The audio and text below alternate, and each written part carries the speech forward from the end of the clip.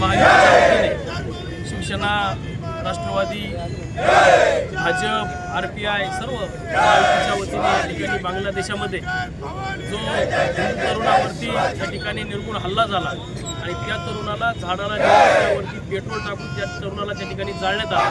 खऱ्या अर्थाने ही गोष्ट अतिशय आपल्या संबंध हिंदुस्थानाच्या वतीनं आणि आपल्या भारताच्या वतीनं त्या अर्थाने जी काही घटना केली ते निंदनीय आहे। त्या निंदनीय कृत्याच्या विरोधात सकल हिंदू समाज या ठिकाणी एकत्र येऊन या ठिकाणी आंदोलन करत आहे।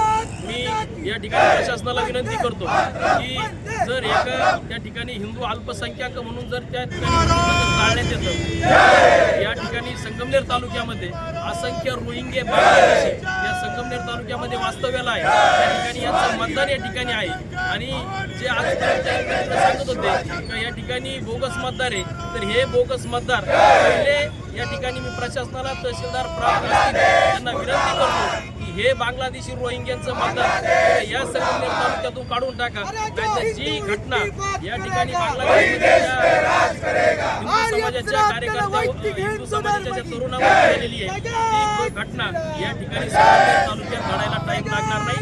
त्यामुळं लवकरात लवकर चेतावणी म्हणा, इशारा समजा किंवा धोके समजा, या ठिकाणी विनंती करतो सरकारला आणि प्रशासनाला की ज्या प्रमाणे तरुणावरती हल्ला झाला, जर हे प्रकरण जर थांबलं नाही, त्या ठिकाणी जसा हल्ला झाला हल्ला या तालुक्यात भविष्यात होऊ शकतो। प्रशासन या ठिकाणी चेतावणी आज या ठिकाणी बांगलादेशमध्ये जे अल्पसंख्याक आपला हिंदू समाज आहे, त्या हिंदू समाजातील एका 30 वर्षाच्या युवकावर अतिशय निर्गुण हल्ला करून त्याची हत्या करण्यात आली। त्याचा मृतदेह झाडाला बांधून जाळण्यात आला।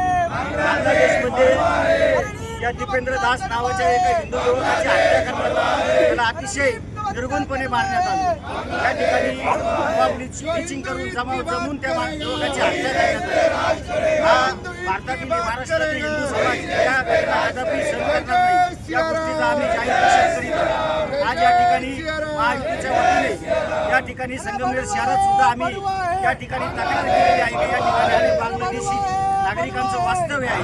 त्या बांगलादेशी नागरिकांचा देखील या ठिकाणी ताबडतोब बंदोबस्त केला पाहिजे। तर या बांगलादेशीवर आम्ही या ठिकाणी महायुतीच्या शिवसेनेच्या स्टाईलवर सगळ्या बांगलादेशींना हाताळल्याशिवाय राहणार नाही आणि या गोष्टीचा पुन्हा एकदा महायुतीच्या वतीने जाहीर निषेध करतो। थांबतो। जय हिंद, जय श्रीराम।